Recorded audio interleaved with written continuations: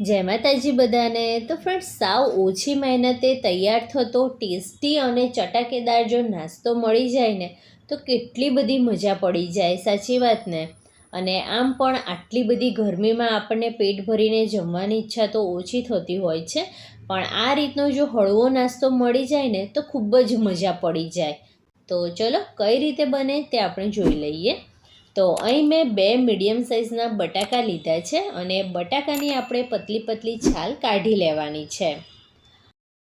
હવે ફ્રેન્ડ્સ, આ રીતની 2 છીણી આવતી હોય છે, એક તો આ રીતની રેગ્યુલર અને બીજી આનાથી થોડા મોટા હોલવાળી આવે છે। તો અત્યારે આપણે મોટા હોલવાળી છીણીનો ઉપયોગ કરીશું અને બટાકાને છીણી લઈશું। આનાથી શું થશે કે થોડી થીક બટાકાની છીણ તૈયાર થશે। હવે જો તમારી પાસે મોટા હોલવાળી છીણી ના હોય તો નાના હોલવાળી છીણી પણ તમે લઈ શકો છો। એમાં પણ નાસ્તાનો ટેસ્ટ સેમ જ રહેશે, પણ લુકમાં નાસ્તો અલગ દેખાશે। તો તમને ફ્રેન્ડ્સ, જો મારી રેસિપી જોવી ગમતી હોય અને હજી સુધી જો મારી ચેનલને સબસ્ક્રાઈબ ના કરી હોય ને તો પ્લીઝ મારી ચેનલને સબસ્ક્રાઈબ કરજો અને બાજુમાં આવેલા બેલ આઇકનને પણ જરૂરથી પ્રેસ કરજો, જેથી આવનારા નવા વિડીયો નોટિફિકેશન તમને મળી રહે। તો અહીં બધી જ છીણ તૈયાર થઈ ગઈ છે, એને આપણે એક મોટા બાઉલમાં લઈ લઈશું અને 3 થી 4 વાર ચોખ્ખા પાણીથી ધોઈ લેવાનું છે। તો અહીં બટાકાની છીણ ધોવાઈને તૈયાર છે, તો આપણે બીજા મસાલા કરી દઈએ।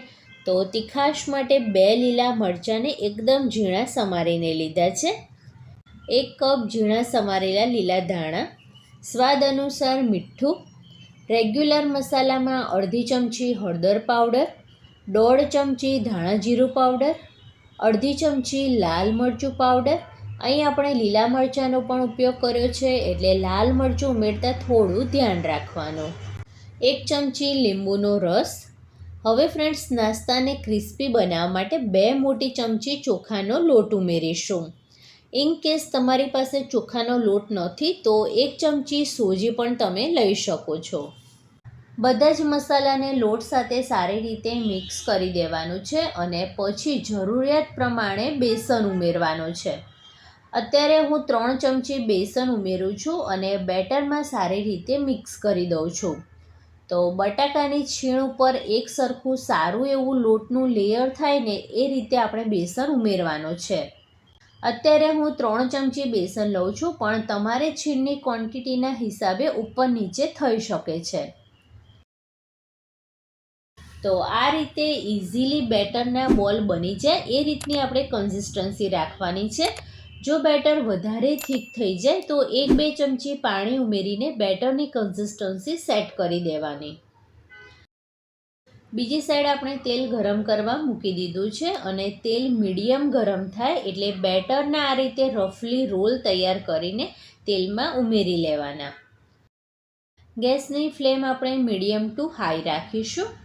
તો તમે ફ્રેન્ડ્સ, બટાકાની સ્લાઇસના ભજીયા તો બનાવતા જ હશો, પણ જો ક્યારેય આ રીતે બટાકાની છીણના ભજીયા ના બનાવ્યા હોય તો જરૂરથી બનાવજો। એકદમ ક્રિસ્પી તૈયાર થાય છે અને ફટાફટ બની જાય છે અને ખાવાની પણ ખૂબ જ મજા આવે છે। તો તમને જો મારી આ રેસીપી થોડી પણ સારી લાગી હોય તો વિડીયોને લાઈક કરીને ચેનલને સબસ્ક્રાઈબ કરવાનું જરાય ના ભૂલતા। અને ભજીયા બંને સાઈડથી લાઇટ ગોલ્ડન કલરના થાય ત્યાં સુધી આપણે તળી લેવાના છે। અને અહીં ફ્રેન્ડ્સ, આપણે બટાકાની છીણ મોટી તૈયાર કરી હતી એટલે ભજીયામાં છીણ અલગથી દેખાઈ રહી છે, પણ જો તમે ઝીણી છીણીનો ઉપયોગ કરશો તો આ રીતની છીણ ભજીયામાં નહીં દેખાય। તો અહીં આપણા બટાકાની છીણના ટેસ્ટી એવા ભજીયા બનીને તૈયાર છે।